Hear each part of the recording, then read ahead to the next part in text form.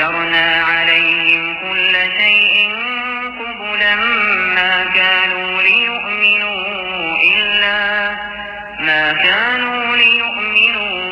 إلا أن يشاء الله ولكن أكثرهم يجهلون।